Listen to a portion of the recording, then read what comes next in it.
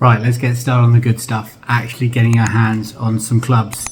One thing to realise about Hickory golf clubs is there were lots of them. There were loads of the things. They're not, I mean, there are handfuls that should just be treated as antiques and should never be used, but the rest of them, there were so many of them, right? There were factories pumping them out at the time. Golf was a huge sport and it was going all over the world, especially when it started in America. Production really stepped up. So it's not something to be sort of worried that you're only going to find antiques. You've got to pay an absolute fortune for them. There obviously are proper antiques you can pay a fortune for, but playable clubs are readily available and are not too expensive nowadays. So it's that's something you've got to realise pretty early on, and that really sort of kicks up the fun of it as well.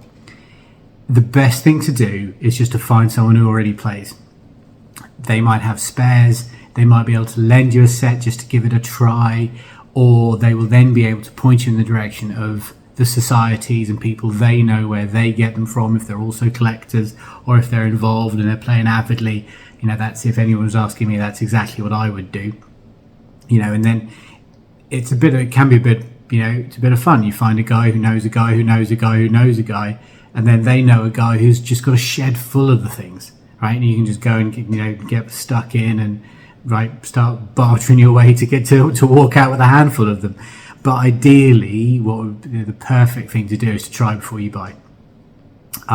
We'll get onto the dangers of auctions and eBays and things like that, but sometimes you just got to go blind on it, and sometimes you get lucky. This was things like this was a really lucky find, and it turned out really well. Sometimes you get absolute dogs, so you've got to, you know, there's a bit of trial and error there.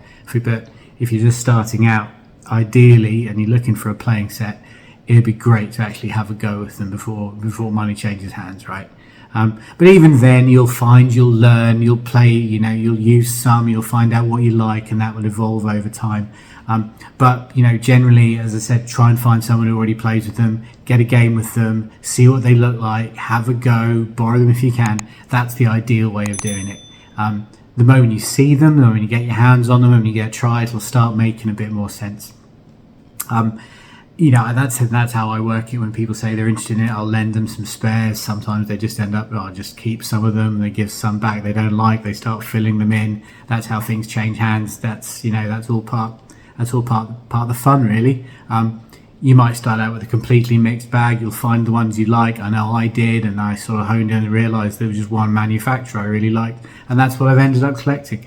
But to start with, you know, you can have a complete hodgepodge, and it really doesn't matter. And you can keep doing that. It just doesn't matter at all. That's really is part of the fun. If you can't go down that route, if that's proving too difficult, yes, there's going to auctions. There are specialist auctions for them. You might find a job lot in a local auction, something like that. Again, that's going to be a bit of a lottery. Auctions can be quite expensive. You could be bidding against collectors, you know, because I've been bidding on these things and I'm after one particular club, so that will drive the price up quite significantly if someone's really got their eye on something. So that's a little bit trickier.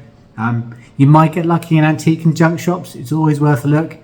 I've never I have found clubs that were looked after properly, but you can also get some, you know, you'll just take them out of the bag and they'll be like bananas because they've been left by a radiator or something and they just haven't been looked after. But you never know. You can always get lucky.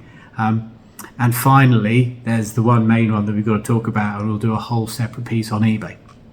They do appear on eBay. They are listed pretty much everywhere in the world as far as I can tell. And you know, there's a very ready marketplace there for, you know, for Hickory clubs.